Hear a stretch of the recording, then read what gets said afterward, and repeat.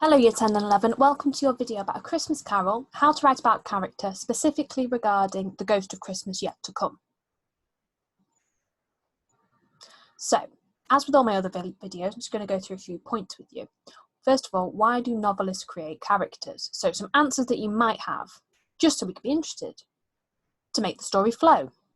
To make the reader read on. So we'll read it, because they want to. All valid answers, but when we're thinking about analysing literature, I'm afraid those answers are a no. Okay? They are too vague and they are not focused on the writer's craft and the writer's purpose. Let's try this question again. Why do novelists create characters? To represent a certain type of person in society. To encourage the reader to think about the character's personality traits. To criticise a certain type of person.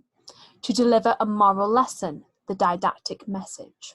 Okay, those are the four key reasons why novelists, playwrights and poets create characters in their literature texts. Okay, so these are all the things that you must bear in mind when thinking about any of your literature texts. Okay, so I'm going to go through our keywords, which I've talked about in every single video, but I'm going to make it specific to the ghost of Christmas yet to come here. So, first of all, emblematic, which means representing a concept or quality. The spirit is emblematic of the fear that the Victorians had of death and damnation. You have to remember the Victorian era was very Christian. Therefore, there was a real fear of hell. And the ghost of Christmas yet to come represents this. He has that Grim Reaper type figure. Device, something a writer uses to make a point. The spirit is a device used by Dickens to convey the upper classes will pay the ultimate price for their avarice. Okay, remember avarice means greed. Vehicle, a way that a writer gets their point across. The spirit is a vehicle for Dickens to remind us that actions bring consequences. Symbol, very similar to emblematic, kind of a representative quality. The spirit symbolises the genuine fear of damnation that Victorians experienced. Representative, one thing being a substitute for another. The spirit is represented as a harbinger of doom, meaning attracting doom, foreshadowing the dire fate that people like Scrooge face. Okay, so that's how you use the key character terminology. So if we're thinking about the ghost of Christmas yet to come, we need some key vocabulary, some specific words that we can use when we are writing about this character. So I've used some of them already in the previous examples, but here we go. Harrowing means kind of like frightening, but almost to like a real specific degree. Prophetic, so something that predicts. A harbinger of doom, so a symbol, an attractor of doom. Fearsome, better word for scary.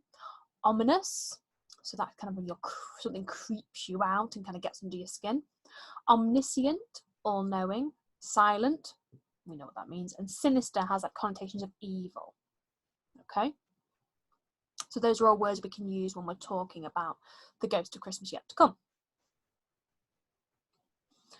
So, how do I write about character? Let's have a look at this example. The ghost of Christmas yet to come is scary. They are described as a solemn phantom. This implies that Scrooge is about to be frightened by his future. Okay, it's obviously a very small example, but it's not quite how we need it to be. It's talking about the characters if they're real, and it is using very basic terminology. Let's see how we can improve this. Do not write about the characters if they are real. They're not. They are emblems, devices, vehicles, symbols of real people. They are representative of their writer's views and attitude.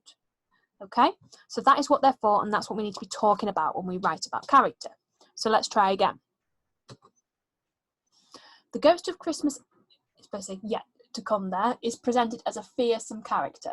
This is conveyed through the description, a solemn phantom.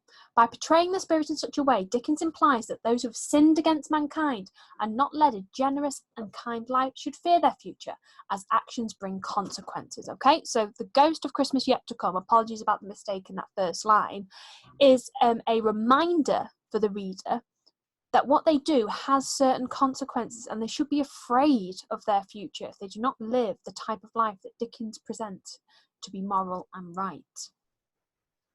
Okay, and the Queen approves as usual. Right, some key takeaways for you. Use the key character vocab and the specific adjectives to talk about character. Think about why the writer has presented the character in this way. What is the moral lesson? Don't write about the characters if they're real. They're definitely not. And don't give a summary of character description. Think about why they're described in this way.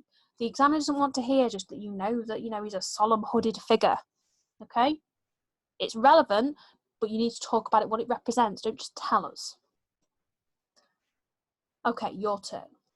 So use the key vocabulary to write a couple of sentences analysing character using the following quotes. Its mysterious presence filled him with a solemn dread. The finger pointed from the grave to him and back again. So both stay for, both talking about the actions of the ghost of Christmas yet to come. Okay. Post your response in the comments or email me on amitchell if you're a Whitby student. Okay, I hope that was useful. I hope it helps add into your revision and your home learning. Please let me know if you have any questions, and thank you for listening.